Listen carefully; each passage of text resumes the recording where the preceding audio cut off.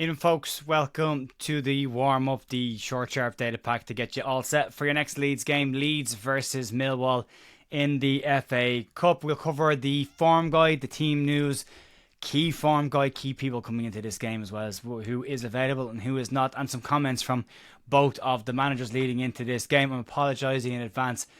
Certain letters are going to be a problem. T's and T's. I've had some work on my teeth on today, so my mouth's all swollen. So if I'm falling over my words, excuse me in this, but wanted to talk a little bit about what's coming into this game, and it's a bit different for Leeds, a chance to have a break away from the league action, and no doubt an opportunity for some of the fringe players to get some much needed starting time on the park, and they found those minutes very difficult to come from because of how good the Leeds side have been over the last couple of weeks. Daniel Farke has said coming into this game that he plans to rotate. There could be significant rotation in this. The bench is strong enough to cater for it, but those fringe players did go out against Harrogate Town and didn't exactly set the world on fire, so they will be hoping that they can do enough during this game to force their way back into Daniel Farke's first 11 plans, and hopefully for them give themselves a chance at the running for the league campaign as well.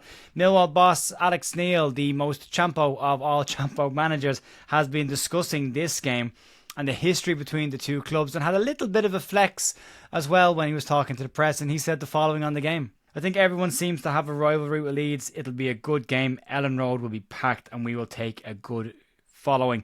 It will be difficult because they're in good form. We know that, but we're in good form as well. We have already shown this year that we have beaten Leeds 1-0 at home, so he certainly can get a result away from home. He's not likely to say anything other than that to big up his own side heading into this game. He's not likely to say we're in the bottom half of the table and it's not been great this season. He is likely to big them up a little bit, and they do have that win over Leeds in the league as well, albeit at the Den. So Leeds will have a chance to try and at least right the resulting part of it wrong, and then the league game will be the more important one for that, to sort that one out. But Alex Neil knows the championship. He knows what Leeds will be like coming in, and he knows this Millwall side, and it'll be a different task than maybe we faced earlier on in the year as well. This team is coming together under Alex Neil a little bit, and they've been a good run of form recently, as Neil did said. Daniel Farke, as I said, he's okay with this game. He says that we could go on an FA Cup run. Do we really want to this season? That's where I think the split focus is. Do Leeds want sole focus of a run at the league title, or do Leeds want split focus for a period of time anyway? We'll have to wait and see. We look for a bigger scalp in the next round of the FA Cup. And we'll get to the statistics as well before the end of this, but we'll start off with the form guide, although the form probably goes out the window in this, but still, we'll talk about the form so far in the league of these two sides. And Leeds, 14 games unbeaten now for the Whites, top of the league. Although the league campaign doesn't matter in this, but in our last 5 for Leeds, it looks really, really good. 4 wins and 1 draw. 62 goals scored for Leeds in those 31 games, which is a phenomenal amount of goals for Leeds this season. Millwall, from their perspective, 13th in the league table. 3 wins in a row, 1 draw and 1 loss, also in their last 5 games as well. So they are coming in on a little bit of a run, although QPR and Portsmouth were in those couple of games that they did win, so not necessarily the strongest of oppositions, but a win is a win is a win, as they say. From a key form perspective, looking at Leeds United's home form this season, well, it's the best of the best by an absolute country mile.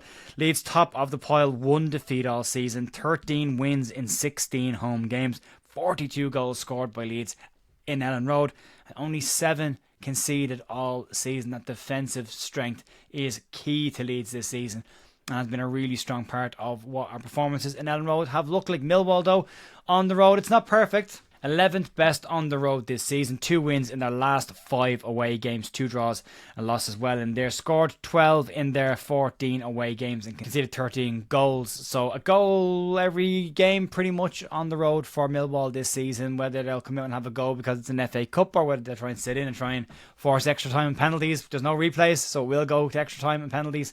That'll be an interesting one to keep an eye on. From a team news perspective, Daniel Farke has some good news on the pitch. Patrick Bamford is the only player that is currently sidelined for Leeds with an injury.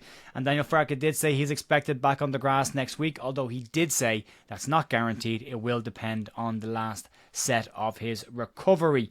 Outside of that, everyone's fit and available, including the likes of Isaac Schmidt, who we haven't seen on the bench for the last 2 games, but It'd be interesting to see does Farke bring him straight back into a starting 11. We'll talk about that in a couple of seconds. From Millwall's perspective, Femi Aziz is back in training, although not guaranteed to be available for the game, but he is back in team training. Same as Josh Coburn. Sean Hutchison, Ademo Imanku and Ryan Leonard are all absent for this game for Millwall. And from a key player perspective for Millwall, Japhet Tanganga is probably their standout player of the season this year. They did well to hang on to him in January. He's been in really, really good form. He's a player that's getting better every year that he ages. A player that Jose Mourinho quite fancied when he was at Tottenham Hotspur as well and gave him his debut. So good player, Japhet Tanganga, only going to get better as he gets older. So from a Leeds perspective, although with the rotation, GNA doesn't matter in the league, I suppose, and form really doesn't matter about Joel Piroe, but Joel Piroe is joint top GNA for the entire championship this season.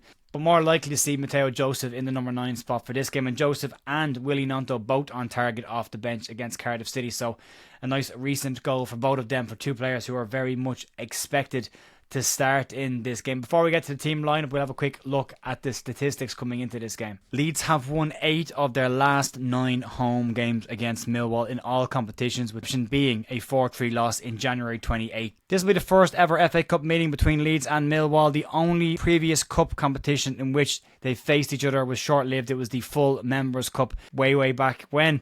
Leeds could reach the FA Cup 5th round for the 3rd consecutive campaign, which would be as many times as they've managed to reach this stage of the competition in the previous 22 seasons combined. Millwall are looking to reach the FA Cup 5th round for the first time since 2018-19. However, they've lost each of their last 6 ties against sides from the same division or higher than themselves, and Leeds are set to play consecutive home games within the FA Cup campaign for the first time since 2001, when they beat Barnsley 1-0 in the 3rd round before losing to eventual cup winners Liverpool in the 4th round. From a team lineup perspective coming into this game, I'm speculating, and there's one position I can't get my head around, the rotation option, and you can let me know in the comments what you think your lineups will be and the score predictions for this game as well. I reckon, and I'm guessing, but I think Leeds would go with Carl Darlow in goal, right back Sam Byram, left back Isaac Schmidt, centre back pairings of Pascal Struijk and Max Verber, 2 central midfielders Joe Rothwell and Joshua Gilavogi. Then the wingers, Willie Gnonto, Largi Ramazani, Brendan Aronson in the 10, because there just isn't anybody else. But it'll be interesting to see, will Daniel Farke look to give Aronson a little bit of a rest in this game as well. And then up top, Mateo Joseph, who on the back of a goal last week should come into the game with a little bit of confidence, and hopefully a couple of goals for him in this game would be very welcome for him and everybody else as well. So that's it. Let me know your score predictions down below in the comments. Let me know your team lineups as well. I think Leeds win this game 2-0. A nice handy day out at the office against Millwall. It won't be. It's never easy against Millwall. And a nice early kickoff as well, so in the hope that everybody will behave themselves, but I wouldn't bank on that one either. So we'll have to wait and see how everything goes around Elland Road. Big game for Leeds in terms of the FA Cup. Do you want to win? Do you not want to win? Do you care? Do you not care? Would you rather Leeds had a clear focus of the championship? Or do you mind Leeds having a bit of a split focus for maybe one more round and maybe exiting in the 4th round? But let me know what you think down below in the comments. Is momentum important as well? That should be a factor taken into consideration as well. But that'll be it for me today, folks. I'll be back over on bigup.com for the watch along for Leeds United versus Millwall in the FA Cup. Links down below. You can check that out if you want to. And I'll talk to you soon. See ya. Bye.